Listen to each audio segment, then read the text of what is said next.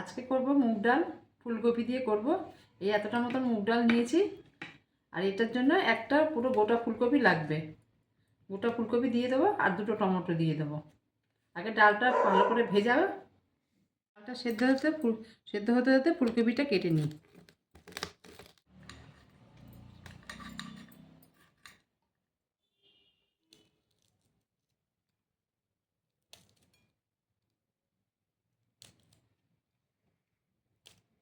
টমেটোটা কেটে নিয়েছি, কাঁচা লঙ্কা কেটে নিয়েছি। এবার আদাটা একটু ঘষে নেবো, এইটুকুনো আদা ঘষে নিচ্ছি।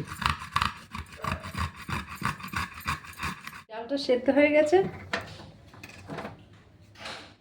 এবার এখানে ঢেলে দিলাম। এবার ফুলকপিটাকে একটু সামান্য সেদ্ধ করে নেব, এই কড়াই দিয়ে করে নিচ্ছি। এই ঢেলে দিচ্ছি।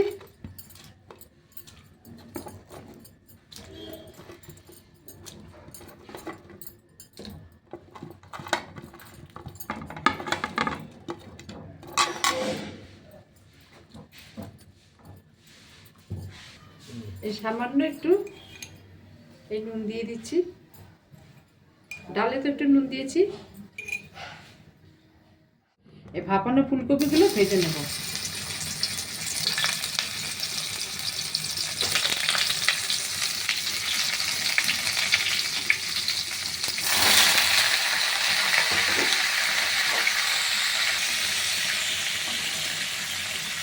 ভালো করে একটু ভেজে নেব। ফুলকপিগুলো ভাজা হয়ে গেছে, এবার একটা একটা করে তুলে নিচ্ছি।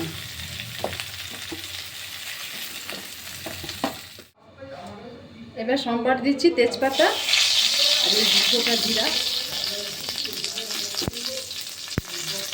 তারপরে এই আদা কুচানো দিয়ে দেবো, গ্রেট করা আদাটা দিয়ে দেবো, দিয়ে দিলাম এতে। এবার টমেটোগুলো ভেজে নেব, কাঁচা লঙ্কাগুলো দিয়ে দিলাম। এবার এগুলো সামান্য ভেজে নেব। এই টমেটোটা মোটামুটি ভাজা হয়ে গেছে, এই যে দেখুন একদম সেদ্ধ হয়ে গেছে মোটামুটি। এইবার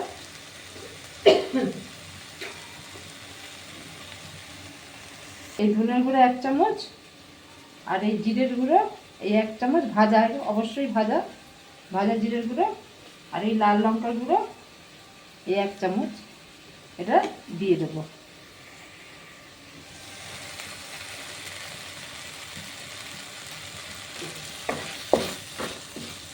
আর দিয়ে দেবো এই 1 চামচ এই হলুদ। আর নুন আর দেবো না, সামান্য একটু জল দেবো গ্রেভিটা কষানোর জন্য। একটু এই একটু সামান্য একটু কষবে, তারপর সেদ্ধ ডালটা দিয়ে দেবো। এই মোটামুটি কষে গেছে, এবার আমাদের সেদ্ধ করা যে ডালটা, এই ডালটা এই দিয়ে দেবো।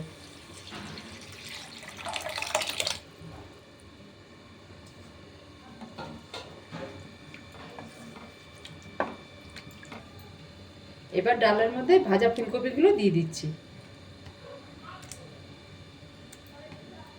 এই ফুলকপির মুগ ডাল শীতকালে একবার খেতেই হবে।